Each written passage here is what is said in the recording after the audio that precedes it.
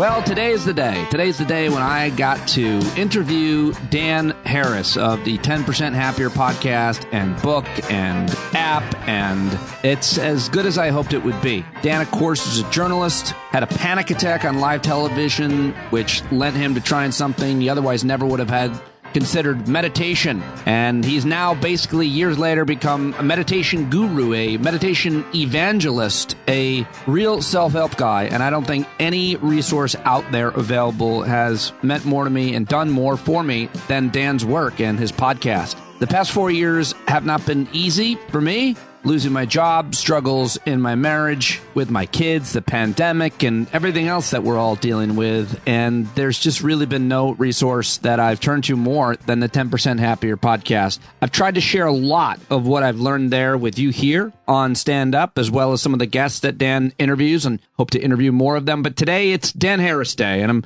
really excited to bring this conversation with you. I'm skipping the news today. Is anybody mad? Anybody upset? Normally I do a news update Monday through Thursday. I'll get back to it tomorrow. But today was an extra long day with lots going on, including this conversation with Dan Harris that I really wanted to get right. So I'm going to get right to it. Like I said, Dan's meant a lot to me. His work has, and I tell him that right here at the top. I hope that you will listen to the podcast, follow him on all the social media platforms, check out the 10% Happier app. All the information for Dan's work is in the show notes to today's episode. I'm real grateful to Dan for joining me. So let's do it right now with Dan Harris. Oh, man, there he is. Dan Harris. So excited to have you. Thank you so much for doing this with me. I so appreciate you. Great to see you. I have studio envy. Your studio looks super profesh. Yeah, I think if you work harder at your career, you can get to a Home Depot shed. You're not there yet. Someday, Dan, I believe in you. I wanted to wait till I press record to tell you how grateful I am to you and your team at your podcast, because the last 3 years, almost 4 of my life, have been like some of the hardest, losing my job, challenges with my marriage, the pandemic. But your podcast and your work and your guests and your practice have created one for me, a practice that has saved me over and over. And I mean it straight from my heart to you. I know these kinds of compliments are sometimes challenging, but I hope that you'll take it in the nature I'm in. I am so grateful to you for your work. Nobody has done more in media than you to improve my life. Thank you to your whole team. I really appreciate that immensely. Thank you. Right back at you. How are you doing now? You mentioned getting fired and also having some marriage problems. How are you? It's like all those things are still a lot of work to keep going. I'm self-employed.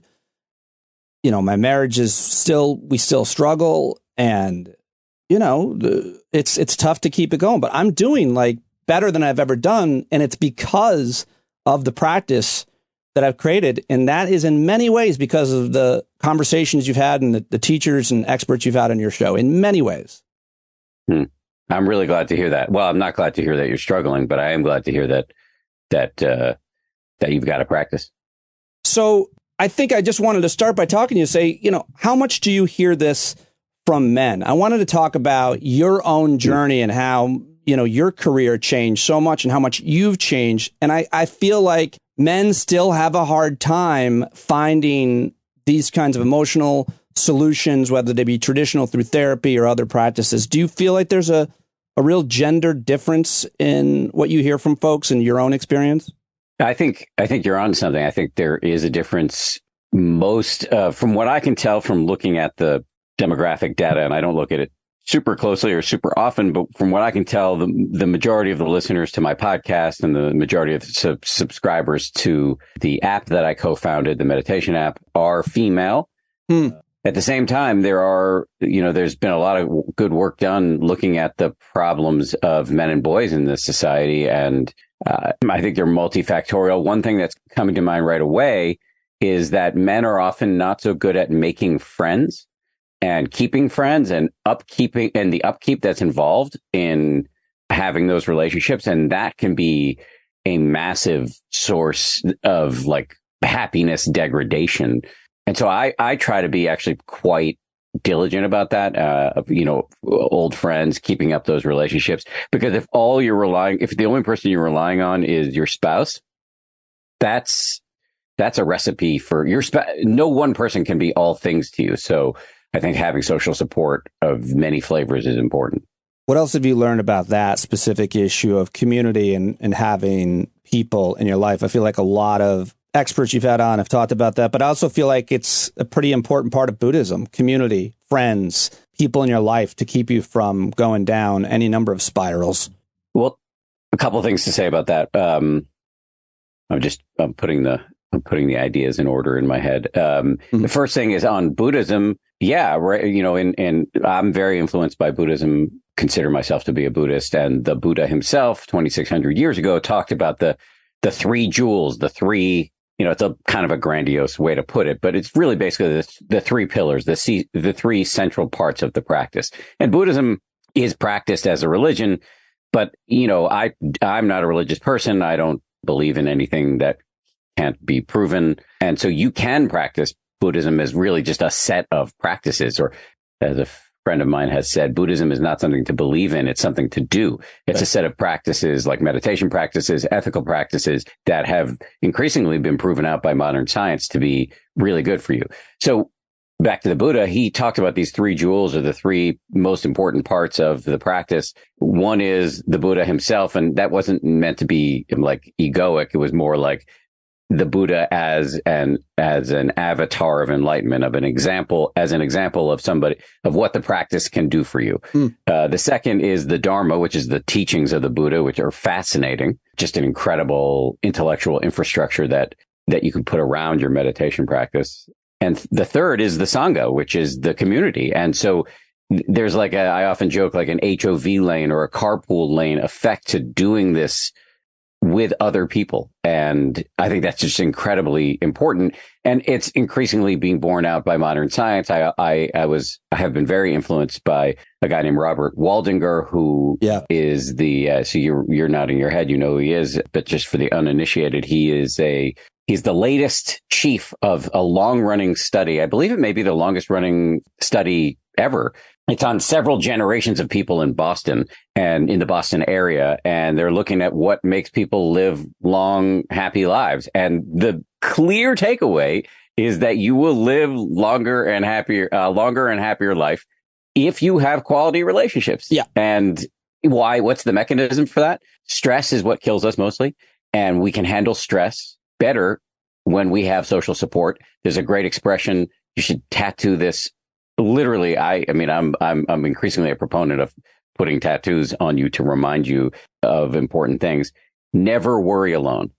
And I think I think a lot of guys are worrying alone, or worrying with the wrong people, with people who are trying to radicalize them in I think, unconstructive directions. The final thing, and I know I'm going on long here, but the final thing I'll say, and this is really, I think about this in the context of men. So many men are really into optimization. We optimize for our sleep. We wear a special ring for that. We get on a Peloton bike. We run, we do Ironman, we do Tough Mudder, whatever it is. We're optimizing for all this shit.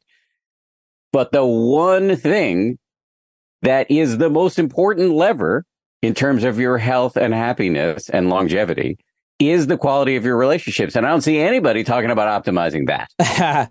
Well, listen, I like to go hard. I like to live on the edge. I like to, really tackle life and not sleep and get out. I mean, there's so much of that kind of manly attitude, which is instructed by so many different causes and effects in our culture, which you've talked a lot about. You mentioned Robert Waldinger. He's the guy who I was thinking about when I asked about community. That episode, your interview with him, is so good. Your interviews are always, my wife says you're the best interviewer she knows, which has been troublesome for me, because I interview people for a living. But I've learned so much from you in terms of listening and communicating. You've had these great communications experts, the couple, Medita. Yeah. I learned so much from them. Say a little bit more about men, though, and communication, because I feel like we really have a hard time telling each other that we might have any issues at all.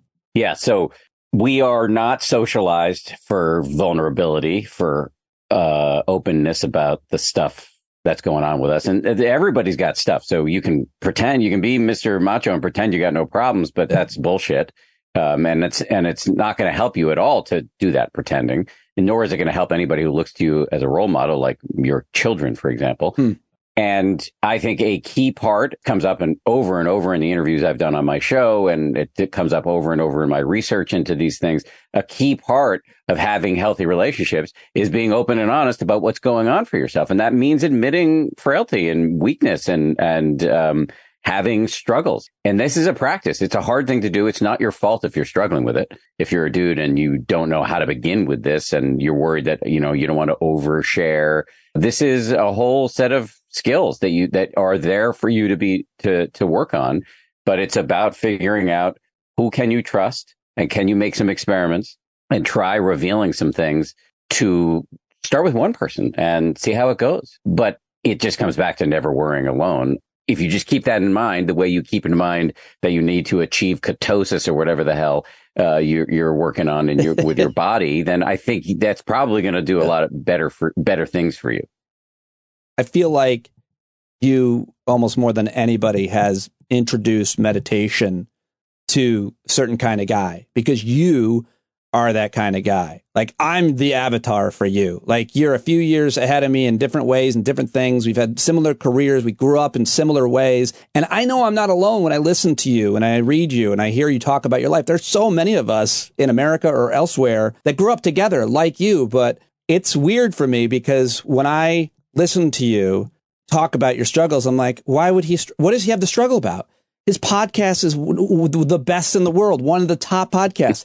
He's now on the Mount Rushmore of meditation gurus with other people that he grew up loving. Have you seen his wife? She's also a doctor. She's got a great kid. He's got a house. He's got a TED Talk seen by like 1 million people. What could possibly go wrong? And I do this, by the way, with everybody, with Dan Harris. I mean, he's got no worries at all, no concerns at all. And I think that we do that to each other, but I certainly do that to you. And I wonder what you say to people like me who think, well, he's got it all. He's got no problems. You want to work through the things I'm worried about?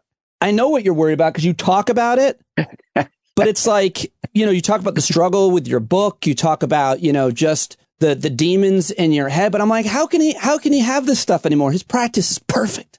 I know it's ridiculous what I'm saying. I know you'll have plenty of great things to say. Oh, it's completely natural, and this what you're doing, and I do it too.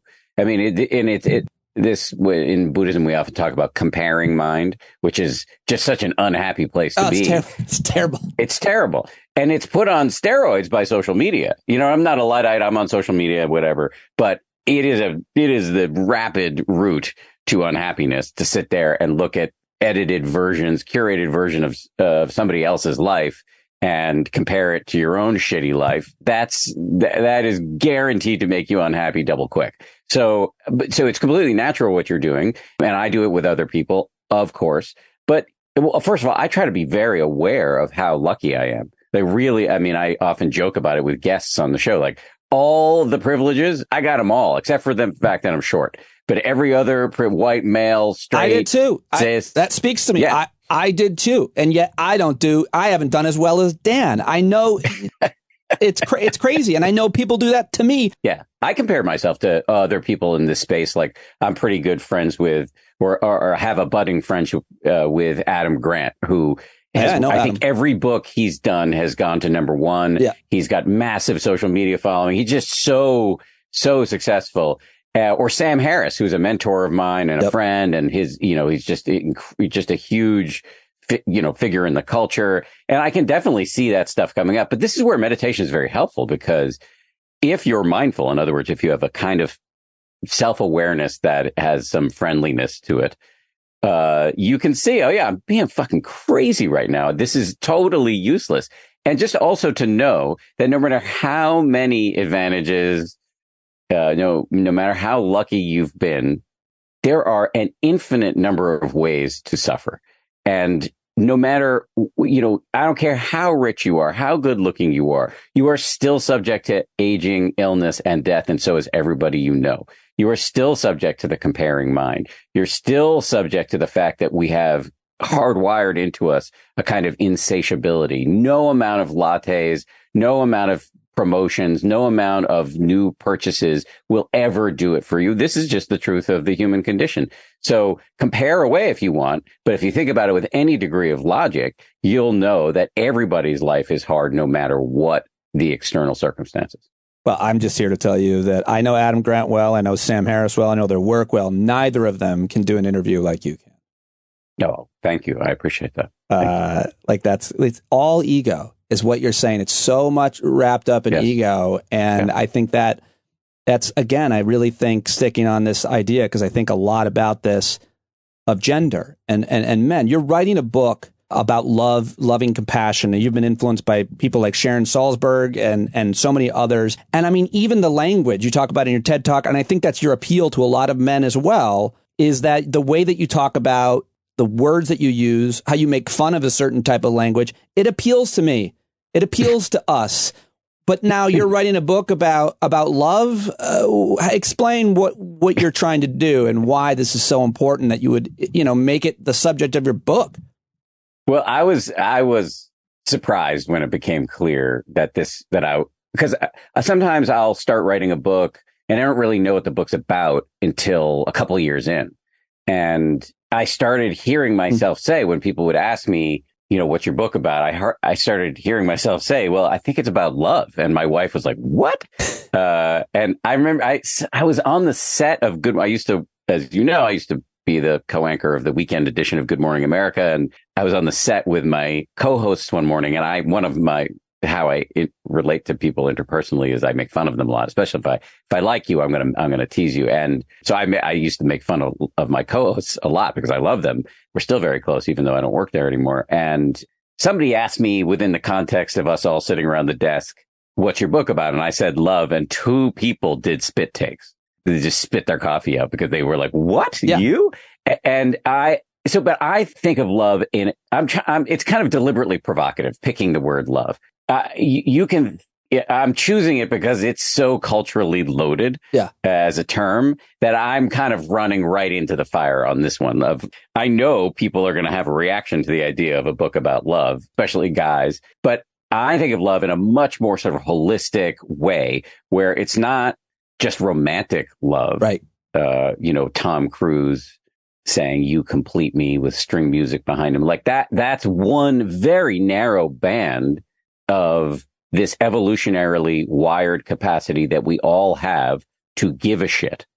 We became the apex predator on planet Earth, not because we were the strongest, but because we have the capacity to cooperate, communicate, and collaborate. And that is inarguable. And if you ignore that, no amount of optimizing you do is ever going to get you as happy or as healthy as you think you want to be. We need each other. And I think a big part of the optimization, especially the physical fitness stuff, and I'm into fitness too, that men are doing, is really about kind of denying our interconnection. It's like the world's chaotic, so I'm going to just make sure I'm in ketosis as much of the time and my abs are as visible as possible. Right. And actually all of that is, if you care truly about doing life better, if you care about being as healthy as possible, that is only part of the solution. Yes, you need to work on your body. And again, I do it, but you really need to work on your relationships. And that is what I consider love. It can be anything north of neutral. It can be anything from, and there's a lot of science around micro interactions, how you interact with like the barista, for example, all the way up to how you relate to your friends, how you relate to your parents, how you relate to your significant others, your children.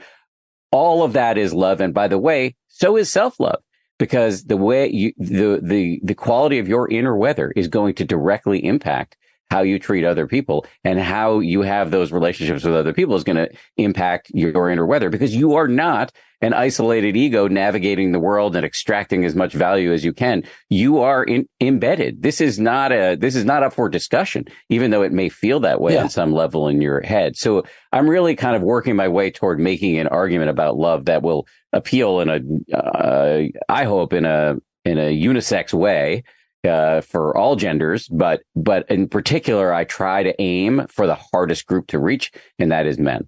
Well, I'm so glad to hear you say that. I mean, I think your podcast and your work is genderless, obviously. Buddhism, meditation is. But I think the problem, certainly in our culture, lies a lot with, and I'm more focused on it over the past few years because I've been experiencing it, with men. In your TED Talk, you talk about love is simply equaling the human capacity to care.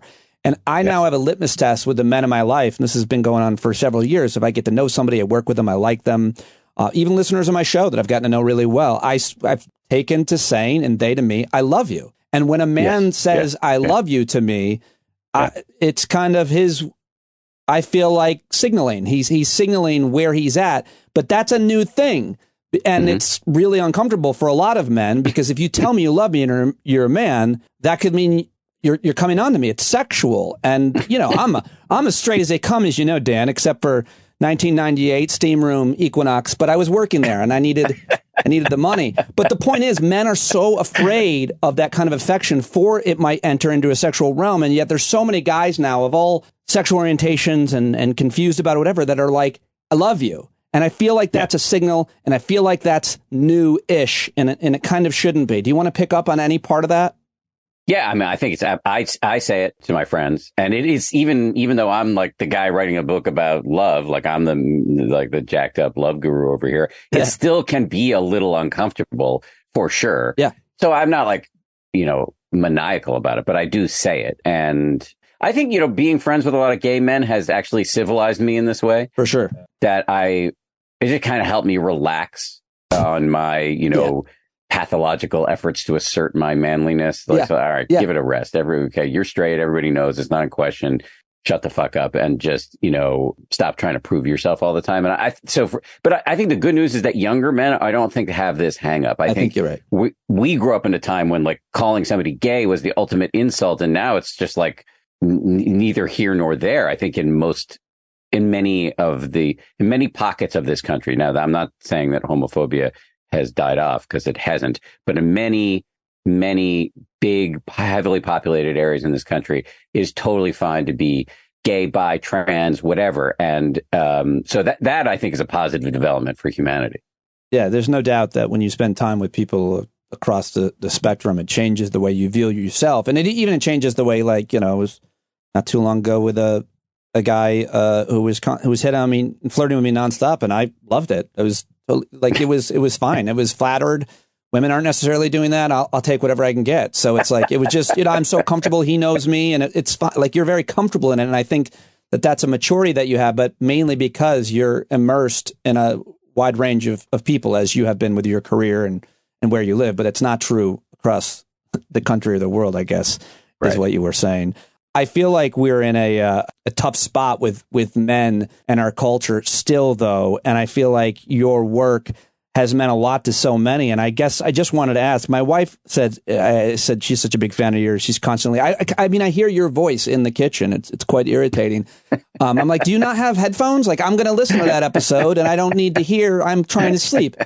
But she said, ask him, as a result, for other people listening, how far have you come since you basically, you know, I guess wrote your book, started your podcast? How much growth have you seen in yourself as a way to explain to other people how much growth you can create, how much change you can actually have after, say, I don't know, 40, when we're set in our ways and the script is written? You can make a lot of progress. I feel like I have made a lot of progress, and as I often say, I retain the capacity to be a schmuck. I mean, I screw things up all the time.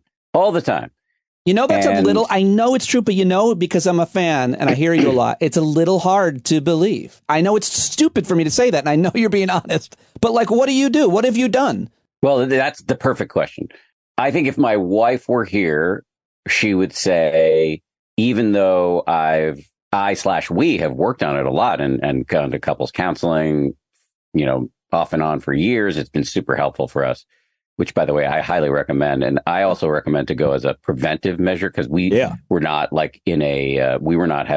really haven't almost never had like existential bouts of like existential questions about whether we should stay together. That's not really been an issue. It's more like we've got, you know, awkwardnesses or strains in the relationship, and we want to work on them. I think she would say, even after all of that, I can be a little distant and cold at times, not that affectionate. Yeah, that's a thing we work on. That if I feel like somebody's making a demand of me, I will refuse to give it to them sometimes. So if I feel, and often I get these feelings about my wife when they're not even true, because I can tell myself a story, oh, she's being needy right now, when she's actually not. And I'm projecting my past resentments of, maybe her behavior from 15 years ago. Yeah. And so I'm being unfair, but somehow I get it in my head that she's expecting me to be a certain way right now. And I can get stubborn about not wanting to give it to her because I feel like she's asking. And then it's really what's happening is I feel like she's asking, and then it raises a bunch of questions about what I'm capable of giving. And it puts me into a place of thinking I'm like irredeemably selfish. So that's the little toilet vortex that I go down in those moments, and I can recede. So that's one thing that happens. I have not a small amount of conflict sometimes at work, not necessarily with the small teams that I work with, like on my podcast. That's pretty seamless little place. But I can't go into great detail about this, but I've certainly had some conflicts at work that are very hard to deal with. And I can see in these conflicts triggering of my ancient insecurities around fear around money, or not wanting to be bullied or pushed around or taken advantage of. And so in some of my business dealings, there have been stressors that I've handled with varying degrees of skill. I'm so glad to hear of all your struggles. I thought you were perfect. No, I mean, I always want, like, when I'm listening to your show or listen to anybody talk, I always want, like, give me some specifics, help me kind of relate to that. And I think what's one of the most interesting things about you is you're a well-known network anchor, being recognized in a lot of different places that you go, having tremendous success in a industry where very few people have it. And then you transition into all of the work that you're doing now. And I just wonder what role ego plays. When I lost my national live radio show, and I thought I was done for. Like, who am I? What did that mean? You chose to do this completely different thing, which has been must be so gratifying for you. But what role does ego play for you? And to other men who, maybe lose, like me, their job that was their identity or that they loved, then what? And then you have marriage issues, and then your kid goes to college as mine just did, and like, who the hell am I? What am I supposed to be doing anymore? Mm-hmm. Ego plays a big role, and I don't want us to vilify it. Ryan Holiday, who I admire, actually, and I think I'm going to try to get him on my show. He's never been on, but I really do admire not only his work, but also like what he's built. He has a book called Ego is the Enemy, and I know he's using that phrase poetically, but I think vilifying the fact that you have an ego it's a little bit like how indicting Trump just makes him stronger, or firing at the Hulk just makes the Hulk stronger. The ego thrives on conflict. So the actual, and you've heard me use this phrase before, the radical disarmament is high-fiving.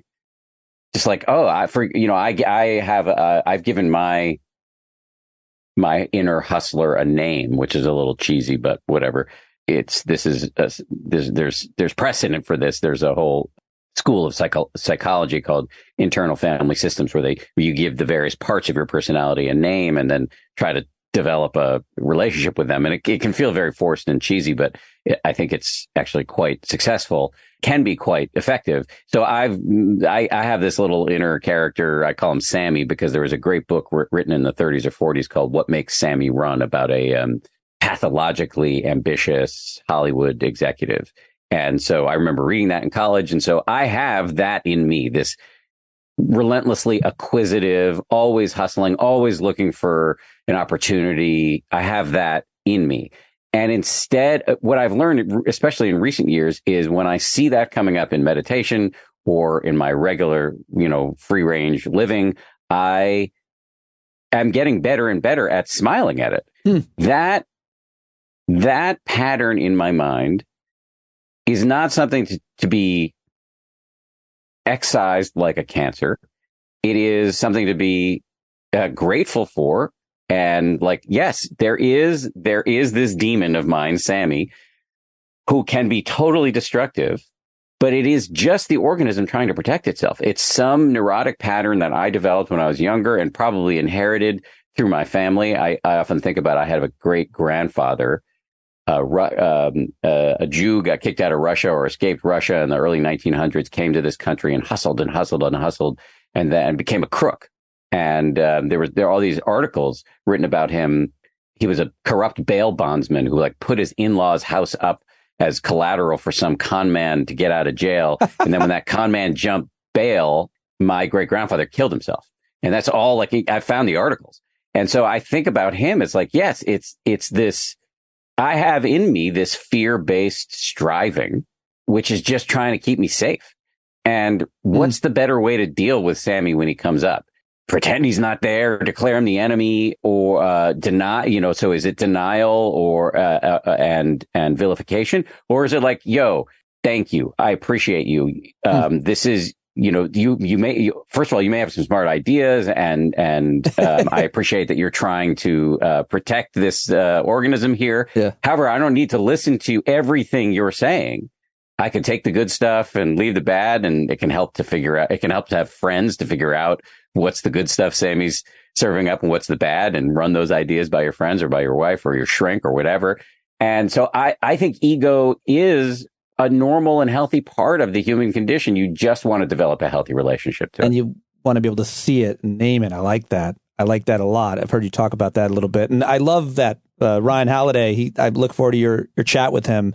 I bought like 10 copies of that, Ego is the Enemy, and I've given them out to a lot of friends and even listeners. What's the other one that he wrote, the small book? Silence is the Key, I think, is also... Stillness is the Key or something like that. And Stillness he wrote another book. That's right. Called Perennial Seller. He's a market, for people who haven't listened to him. He came up through the marketing world, and he's now very interested in stoicism. And so I don't know him personally, but I definitely follow his work and have been meaning to have him on for a long time. And so I don't mean to criticize him. I'm just saying, like, because I think he means that ego is the enemy in a healthy way. It's just that I don't want people to take it literally.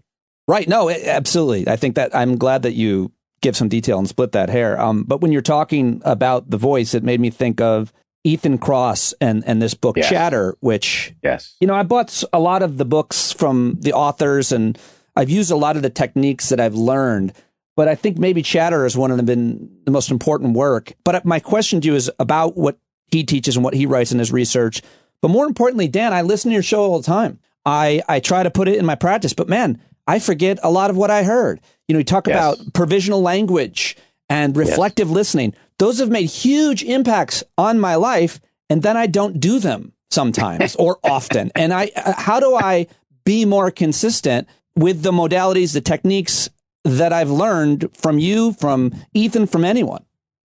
This is such a good question. The way I try to think about, before I say something hopefully constructive, just to say, I sometimes worry about the amount of content I'm personally putting out into the world, in the podcast and news. I've started a newsletter now, and I do social media now. I just started with that a couple months ago. And I sometimes worry, am I flooding people with information? No. The answer to that is no, because the answer to that is I'll take whatever I want. Right, exactly. Well, so that's, I think, the answer to your question.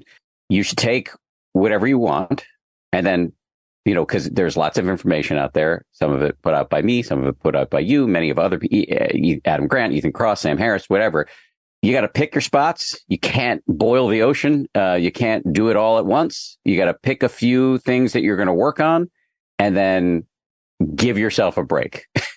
In other words, do your best to enact them or operationalize them in your life, but understanding that you, like everybody else who's ever been born, you are a fuck up, and evolution did not want you to, natural selection did not wire you for healthy habits. We are wired for looking for threats, like looking for a saber-toothed tiger, and also for looking for food and mates, because natural selection really just cared about getting your DNA into the next generation. So forgetting to do the shit you say you want to do is the number one problem. I mean, that actually, I think, is the enemy.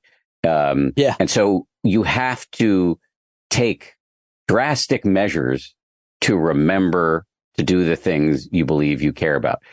I mean, I have a tattoo on my wrist that I just got a couple months ago. My wife and I went and got tattoos. Mine is an acronym, FTBOAB. It's a Buddhist expression for the benefit of all beings. It can sound a little like ethereal or whatever, but it really is basically a reminder for me to get my head out of my ass and to not let Sammy run the show. Right. So that I can be, to the best of my ability, motivated not just by self-aggrandizement, but also by, and some of that's going to be there, by the way, but also by a desire to help other people, which, by the way, is helping myself because it feels good to help other people. So back to your question, how do you remember to do all of this? I think you just need to pick a few practices and do your best to stick with them while having a sense of humor about it.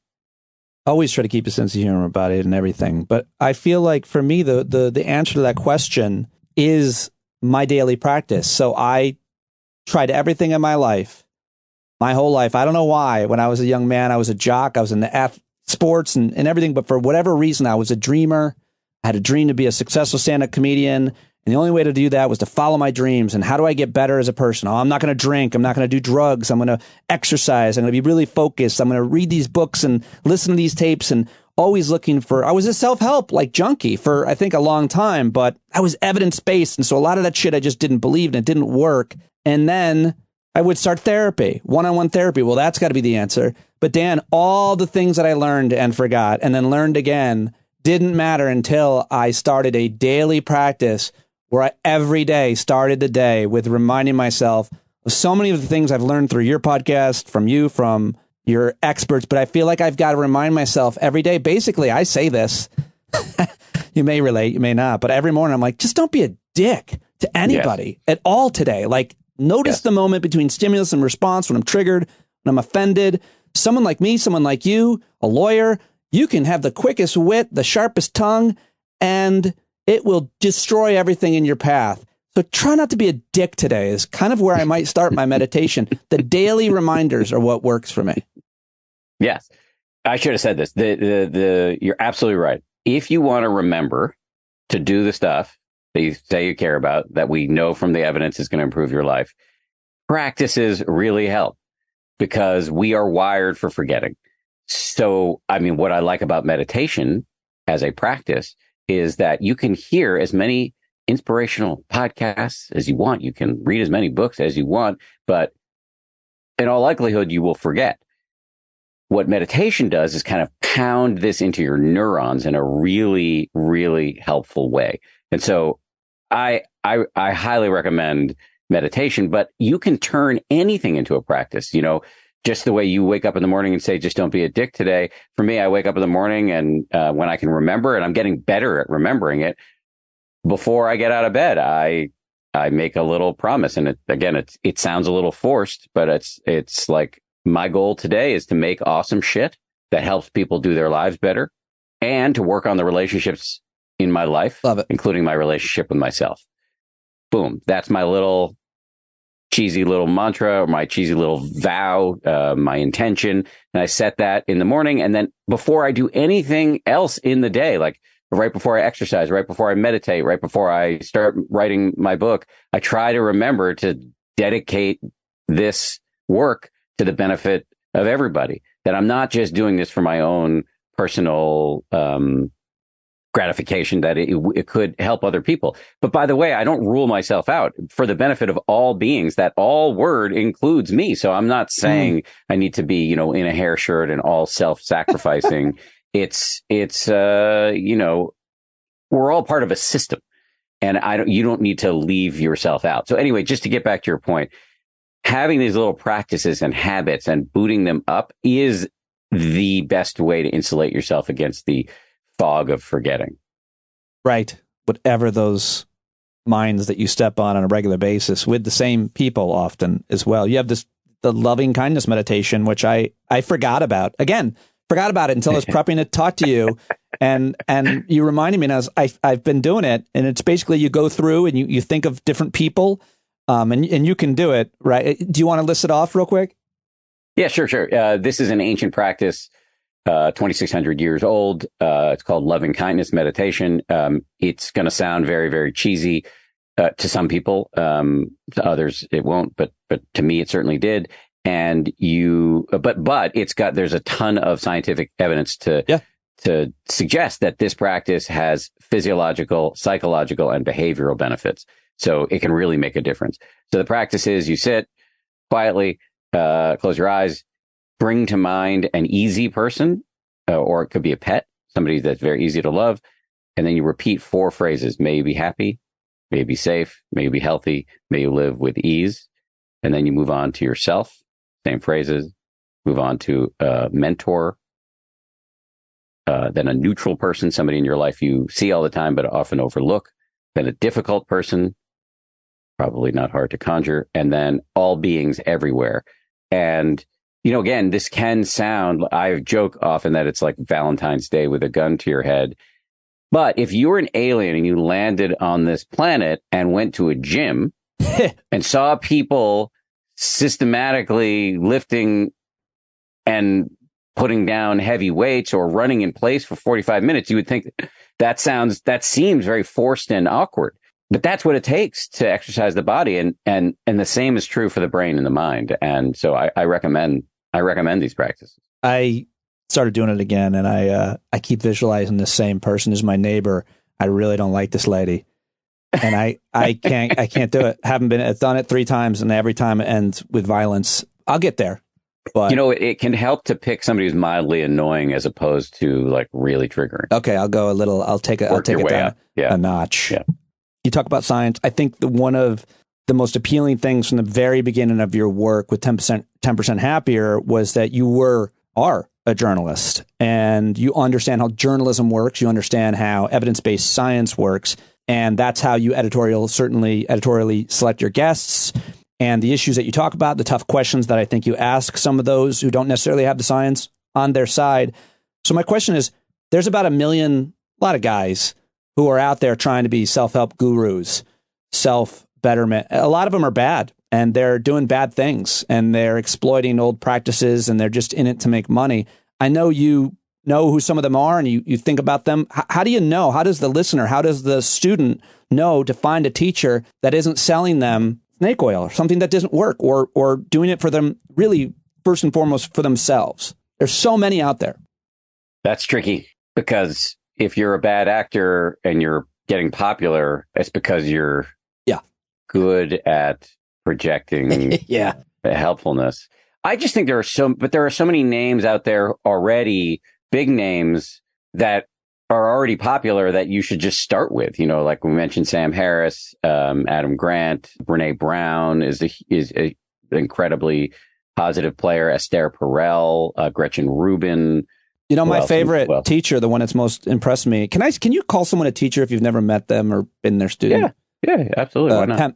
Pema Chodron, who I think you interviewed. Yeah, Pema Chodron. Yeah. I'm thinking mostly of people with podcasts. Well, you're right. No, you're right. Yeah. Yeah. But Pema Chodron's amazing. She's written a bunch of books. So like, I can't think of many big name players who I'm like, oh, well, no, that's bad news. I'm glad to hear that. Like Andy Puttycombe, the guy at Headspace, he's super legit. Yeah. And the Calm app has a bunch of teachers who I know on it. So I'm thinking of big name resources. Andrew Huberman, I don't know him, but he seems super legit. He seems great. And I've never had him on my show. Peter Attia, I do know. I think he's wonderful. So I don't see a ton of red flags. I think if you're going with a reputable source and a big name, generally speaking, they seem to be pretty good right now. Love it. I can't thank you enough for talking to me today. I really appreciate your kindness to me over the years, and most importantly, your work and what it's meant to me. What's next for you besides TikTok? You're on TikTok now. I love it. So it was pointed out to me that I'm a moron for not having done social media for so long, because that is where people are. And if you want to grow your business, that's like what you got to do. Yeah. And so I resisted it, in part because I know, like, I don't like the way my mind reacts to social media. But anyway, I finally was prevailed upon to do it. And I started posting, short videos with like what I call like wisdom bombs on TikTok and Instagram and a few other spots. And it's an experiment. I'm kind of in experimental mode. I just started a newsletter. I've been experimenting with live events. I'm doing my first retreat at Omega, which is in Rhinebeck, New York, where people can come, and I'll be with two great meditation teachers. I'm doing some live podcasts. I'm just trying shit out, and some of it will work, some of it won't. I think for a long time, I was a little bit, especially when I was at ABC News, I didn't have a lot of time to experiment with my brand. And now I'm really trying to do some of the stuff that I should have done a long time ago. The one thing that I think is missing from the Dan Harris world is that you don't get to employ your razor sharp wit enough, because so many of the people that you're talking to are these amazing gurus and teachers, and it would throw them off. But going back and thinking about, you're watching you on live television, I'm guessing you missed that. I missed that to some extent, being in a studio with a bunch of people and bantering off them. And I know you're doing this live event with these two meditation teachers who've been on your podcast a couple of times, really interesting conversations. But I'm looking forward to seeing you in that kind of like morning zoo. I know you're trying to create that where you can banter and bust chops. It's got to be with someone that you trust, because people get their feelings hurt. But, I love that about you. It's certainly something that I love, a way I like to be, but it's hard when you're just one-on-one with a guru, I suppose, or an older person, or somebody who just doesn't get your wit. I think you're one of the funnier guys. And you even had a sense of that on ABC, but I just want to see Dan Harris unleashed with a bunch of people who get the wit and humor that's so valuable to your personality. I know. I really appreciate that. I think you're absolutely right. My wife's been making me this point for a long time that ironically, at ABC News on the morning show, I was in some ways more relaxed than I am sometimes on my podcast, because I am, I feel this responsibility to, I swear and make jokes and stuff like that. But in a one-on-one conversation where you're really trying to draw people out and let them teach what they have to teach, it's not so much banter. And I really loved being a morning news anchor where the banter, not knowing what somebody was going to say and what was going to happen next, there's a kind of electricity to that. And so I've been trying to do podcast episodes, as you know, that we call Meditation Party, that are a little bit less structured and more banter oriented. And I'm going to definitely keep going in that direction, because I think it's just so much fun.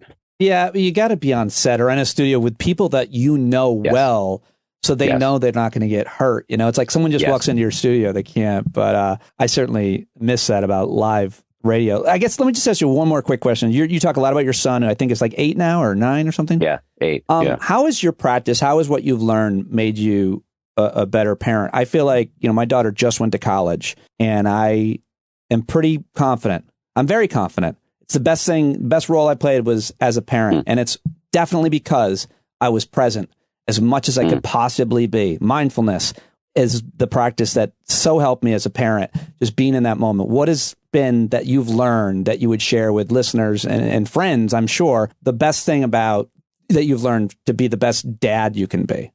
Well, I think one paradoxical impact of meditation is that you are more self-aware, and I can see I can more readily see the areas where I need work. And so sometimes I can see a disproportionate reaction in my mind when my son does things that I don't like about myself. So he's got some anxiety. And when I see that come up, I can have I don't actually do it, but I can feel a desire to say, suck it up. And because that's not like how I was raised by my dad, but definitely the culture raised me that way. And so in some ways, I'm more in touch with the difficult aspects of my mind as it relates to him. On the other hand, though, I think that meditation has helped me see it and not be owned by it, and to make a better decision. Not all the time. I still screw up, make parenting mistakes. But, I thought, just to put a bow around this, I feel pretty confident that he really knows that I love him, which I've always felt about my dad. Like, he was very clear. Yeah. His affection for me. Mine too. Yeah. But I'm frostier than my dad. And I had a bit of a victory, or a nice little moment where I can't remember, it was maybe this past Father's Day or maybe one before, when Alexander had to fill out a form at school, like what are the, like what's your dad like type of thing, with like fill in the blank. And one of the questions was, what does he say most often? And he wrote, "I love you." And I thought, all right, yeah, this meditation stuff where you can counter program against your most noxious impulses and work on the areas where you need the most work. And it's not just meditation, it's therapy, having friends, just all of these efforts that I've put in, that many other people put in too, to do life better. Like they do work. It's not like a silver bullet. You're still going to fuck things up all the time, but you can get better. Yeah. I mean, like I'll end this same way. Your work, your podcasts has made my life infinitely better. I've suffered so much less. I've found so many solutions in so many parts of my life as a result. And I am just so grateful for it being there. And I really get excited about what you do next. And I'm super grateful that you agreed to talk to me again, Dan. Thanks so much for joining me, and keep up the great work, man. My pleasure. It was super fun. I really appreciate the kind words too. Thank you. Yeah, Dan Harris, everybody. What did you think? 10% Happier Podcast. Check it out. The app. Follow him on all the social media platforms. He's TikToking now, and check him out. Let him know that you heard him here on Stand Up, and that'll go a long way for me. If you're not already a paid subscriber, please think about signing up now. We are very much in need of your subscriptions. It's an independent media outlet. It's just me in the shed, and I can't do it without you. So sign up now, patreon.com/Pete Dominic, and write a review, Spotify and iTunes. Follow me on YouTube, Instagram, TikTok, Threads, all the rest. And I will talk to you tomorrow. I've got Eric Siegel set to join me. I've got Ryan Bussey, who's running for governor in Montana. Christian Finnegan is interviewing Brian Abrams on this show about his new book about the greatest movie lines, and so much more that I got planned for you this week. So, as always, email me and let me know what you want to hear. standupwithpete@gmail.com. And be the change you want to see in the world. Jon Carroll, taking us in, taking us out every day.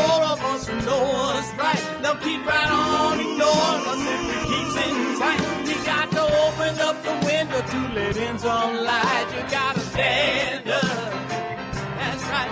We got to rise up. You got to stand up. You gotta stare the devil straight in the eye. We got to let him know it's his turn to go. See it clear when all you hear is a lie. So get up off of your butt, get down off of your fence. Even if it ain't a very friendly audience, well, they'll begin to listen when you start making sense. And you stand up, stand up. No need to point your rifle to defend your town. Just stand up, stand up. You know they can't deny you what you're laying down. Boy, you better stand up, stand up.